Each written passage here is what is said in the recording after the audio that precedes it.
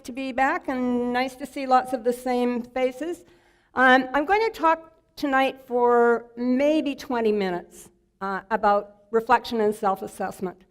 And it'll be pretty much straight ahead information and things for you to think about, and we'll save all the activities for the end, because every time we have to change microphones and change people and everything, it kind of slows things down. Reflection is one of the hot topics in education again, right? And I learned a new term the other day from some teachers I was working with, and they talked about reflection fatigue. You know what that is? I know what it is. So reflection is incredibly important. It's a really powerful way of learning. It's how we tell who's the vampire. You know, vampires don't reflect, right? So if we needed a test, we could do that, hold up the mirror.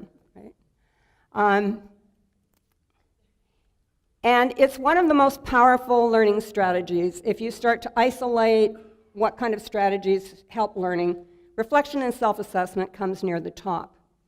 That does not mean that it is universally good, fine, and should overtake fine teaching and good activities and lots of important stuff going on in classrooms. That's what we do in education, right? Like we find this thing and then we do it to death. And it certainly doesn't mean that we should bore kids to tears by asking them the same 3 reflection questions after everything they do, day after day after day. I learned my lesson on this from a little boy who was in grade 2 or 3 at the time. And this is several years ago. I was working with teachers in Saanich, and we were working on writing, and we were working on, helping kids be more reflective. And we had reflection questions, and we had reflection activities. We had reflection time, pretty much over the top. And they'd been doing a writing assignment, and this little guy had his writing finished, and I sat down beside him and he said, I finished, here it is, and we talked about it for a minute. And then I said, I wonder if I could get you to write me the answer to these 2 questions. And he looked at me like I'd hit him.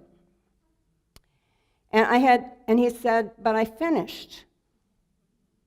And I said, yes, you did, with my big encouraging smile. Yes, you did. And now if you could and he said, but I finished.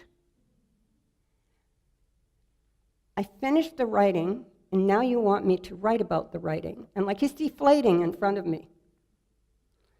And I had turned his great achievement into punishment because he had finished his writing. He was so happy. He didn't write for fun. He wrote at school when he needed to write, and clearly he didn't get his writing finished a lot of the time. And this day he had finished his writing, and he was so proud. And what did I do? I asked him to do another piece of writing about his writing. Do you think he really wanted to reflect again for the rest of his life? I won't forget him, because he taught me this really important lesson. Reflecting may be important, but if you turn it into a job that happens after the work's done, kids feel like they're being punished. Some of them are just bored, right? It's like I answered those questions yesterday and you're asking me again today. Why don't you look at what I wrote yesterday? I think I did fine, right? What am I proud of? I finished. And so we have this really powerful learning strategy that goes awry because we get it mixed up with our teaching practice. So what I learned from that, and I've remembered ever since, is that reflection's important. Reflection and self-assessment is important.